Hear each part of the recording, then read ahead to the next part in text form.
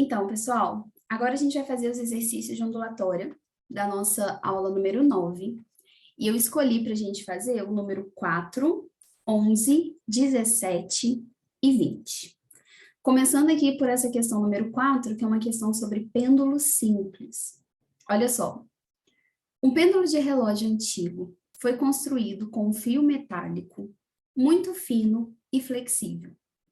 Prendeu-se a uma das extremidades do fio uma massa e fixou a outra extremidade ao teto.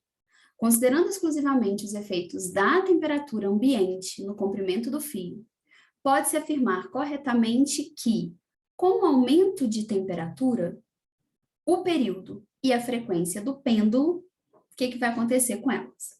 Então, o pêndulo simples é uma matéria de MHS, e a gente tem uma formulinha para calcular o período do pêndulo, que é dada por 2π raiz de L sobre G, onde L é o comprimento do fio e G é a gravidade do local.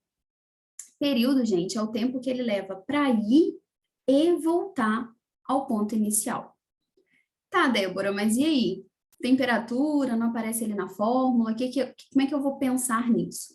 A gente tem que pensar que quando ele fala de temperatura, automaticamente ele está falando de dilatação. Todo corpo que sofre um aumento de temperatura, ele vai se dilatar. Então, se a gente pensar que a temperatura ambiente aumenta, o comprimento desse pêndulo aumenta porque ele vai sofrer dilatação. E com o aumento do comprimento do pêndulo, automaticamente a gente tem um aumento no período. São grandezas diretamente proporcionais. Então, o aumento de temperatura leva a um aumento do período do pêndulo. Beleza. E a frequência? Bom, o período é o inverso da frequência. Então, se o período aumenta, a gente pode concluir que a frequência diminui. O que nos leva à letra B. O período e a frequência aumenta e diminui respectivamente. Tá? É uma questão que envolve dois assuntos: movimento harmônico simples e dilatação. Já a questão número 11 é uma questão que ela fala um pouquinho sobre eco, sobre ultrassom. Olha só. O ultrassom, ou ecocenografia, é uma técnica médica que reproduz imagens e utiliza ondas sonoras com frequências muito elevadas e comprimentos de onda muito pequenos, que são enviadas para explorar o corpo humano, que tem como principal constituinte a água. Os ecos, vindos do interior do organismo, são usados para criar uma imagem. Considerando-se um ultrassom com uma frequência de 5 MHz e um comprimento de onda igual a 0,3 milímetros, é correto afirmar que no intervalo de tempo de 2 milissegundos, o ultrassom percorre no interior do corpo humano uma distância média em metros igual a... Bom, então o que eu tenho? Eu tenho a frequência dessa onda, que é de 5 MHz. Aí a gente tem que lembrar do mega, que é 10 à sexta. Eu tenho um comprimento de onda de 0,3 milímetros, que eu já vou passar para metro, porque eu quero a resposta em metro. Então, 0,3 vezes 10 a menos 3 metros. E eu tenho que o tempo para esse eco acontecer foi de 2 milissegundos. Eu quero saber a distância. Eu quero saber o quanto que esse pulso percorreu dentro do corpo humano. Eu quero o tempo de ida e de volta, a distância de ida e de volta. Então, primeira coisa, vou procurar a velocidade dessa onda, vou calcular com a fórmula fundamental da ondulatória. V é igual a lambda F. A velocidade da onda nós não temos. O nosso lambda vale 0,3 vezes 10 a menos 3. E a frequência 5 vezes 10 à sexta. Logo, nossa velocidade vai dar 1,5 vezes 10 ao cubo metros por segundo. Para achar o ΔS agora, cinemática. velocidade é ΔS sobre ΔT. Então, 1,5 vezes 10 ao cubo é igual ao ΔS, que é o que a gente quer, dividido por 2 vezes 10 a menos 3. Esse cara que está dividindo vai passar para lá multiplicando, e com isso o nosso ΔS vai dar 2 vezes 1,5, que é 3, 10 a terceira com 10 a menos 3 vai cortar, então 3 metros. Letra C. A questão número 17 é uma questão da FUVEST, e é uma questão que envolve interferência de onda. Olha só, o senhor Rubinato, um músico aposentado, gosta de ouvir seus velhos discos sentados em uma poltrona. Está ouvindo um conhecido solo de violino quando sua esposa Matilde afasta a caixa acústica da direita de uma distância Lzinho, como visto na figura abaixo.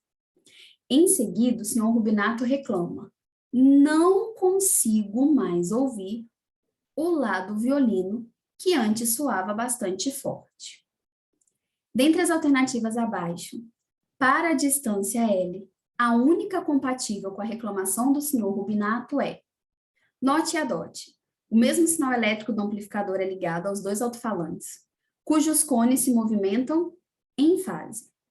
A frequência da nota Lá é 440 e a velocidade do som no ar é de 330. Quando o senhor Rubinato reclama que ele não consegue mais ouvir, a gente já precisa pensar que é uma interferência destrutiva. Ele deixou de ouvir. Então, essas ondas estão se encontrando e fazendo uma interferência destrutiva. É uma interferência destrutiva em fase. Então, a gente vai fazer que D2 menos D1 é igual a N lambda sobre 2. D2 vai ser a distância dessa caixa aqui. D1 é a distância da outra caixa de som. O N é o número de interferências, que nesse caso vai ser uma interferência só. O lambda é o comprimento de onda, dividido por 2. A gente ainda não tem o comprimento de onda, o que nos leva, antes de jogar nessa equação, aplicar a equação fundamental para calcular o comprimento de onda. A velocidade ele deu para a gente 330, a frequência 440. Então, o nosso lambda vai ser 33 dividido por 44, que vai dar 3/4, 0,75 metros. Beleza, agora sim, a gente pode jogar na formulinha de interferência. Então, vamos lá. Quem é o D2? É o Lzão mais o Lzinho. Menos. Quem é o D1? Lzão. Eu tenho uma interferência com um comprimento de onda de 0,75 dividido por 2. Lzão menos Lzão, 0. Então, nosso Lzinho vai ser 0,75 dividido por 2, que vai dar aproximadamente 0,38, né? Vai dar 0,375. Então, aproximadamente 38 centímetros. Letra A. Por último, mas não menos importante, essa questão número 20, que é uma questão da UPE, que ela fala para a gente o seguinte: uma das extremidades de um fio de comprimento de 3 metros é presa a um diapasão elétrico e a outra extremidade passa por uma roldana que sustenta um pezinho de 3,6 newtons, que mantém o nosso fio esticado. Fazendo o diapasão vibrar com uma frequência constante de 300 Hz, o fio apresenta uma configuração com 3 ventres, como pode ser observado na figura.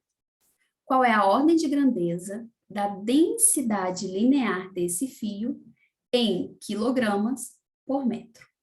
Então, nós temos o comprimento do fio de 3 metros, um pezinho de 3,6 newtons, uma frequência de 300 Hz e queremos a densidade linear desse fio. Além daquela formulinha fundamental do V igual a lambda F, a gente tem uma outra forma de calcular a velocidade de uma onda, porém, essa outra fórmula só vale para corda. Quando a gente fala de uma corda, a gente pode fazer que a velocidade é a raiz da força que está na corda, da força de tensão na corda, sobre a densidade linear da corda, que é justamente o que nós queremos. Esse V eu posso abrir como lambda F. Então, lambda vezes F é raiz da força de tensão sobre a densidade. Bom, preciso do lambda, né, gente? O que acontece? Um lambda tá aqui, ó. Isso é o lambda. Ele fala para mim que esse fio tem 3 metros. Então, se a gente pensar que cada bolinha dessa tem 1 metro, aqui, ó, 1, 1, 1, o nosso lambda vai valer 2 metros. E outra, galera, leis de Newton.